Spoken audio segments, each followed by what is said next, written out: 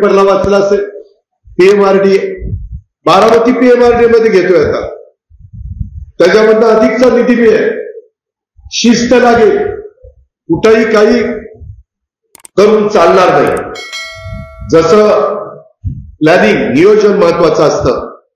उद्याच्या काळामध्ये कुठे अँब्युलन्स द्यायची म्हटलं, फायर ब्रिगेड द्यायचं म्हटलं, मोठे मोठे ट्रक द्यायचं म्हटलं, आम्ही सुरुवातीला बघायचो 10 टनी ट्रक होता, 10 टनी 6 चाकी, आता 40 टनी ट्रक झालेले, 24 चाकी 24.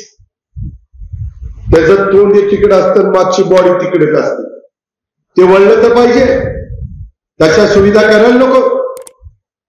मी आता माळेगाव मध्ये पण लक्ष घातलंय. तुम्हाला पण काही कोटी रुपये पुरुषोत्तम दादाने मागितले होते, मी दिलेत. आपल्याला पूर्वी आप्पांनी, मुकुटराव आप्पांनी काढलेला कारखाना लहान होता, आता तो 4 पट झालाय, 5 पट झालाय, 6 पट झाला. पहिला प्लांट कितीचा होता? 1000, आता 9,500 आहे का नाही? 9 पट वाढला.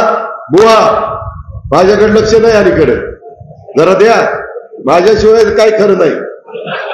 प्रत्येकाचा काळ असतो, माझाही काळ कायम राहणार नाही, पुढं माझाही काळ नसेल, पण आता माझ्याबरोबर राहा. त्यामध्ये आणि लेखालाही सांगा, मी मुंबईत तसं बसत नाही, लय बघतो कुठं कुठे कुठे, फक्त बोलत नाही म्हणून त्या सोडून. परंतु मित्रांनो, गमतीचा भाग जाऊ दे, ज्याचा त्याचा अधिकार आहे, संविधानाने दिलेला. मला त्याबद्दल काही बोलायचं नाही. माझं योग्य वाटलं तर समाज माझ्या मागे येईल, माझं अयोग्य वाटलं समाज माझ्याकडे पाठ करेल, काय हरकत नाही.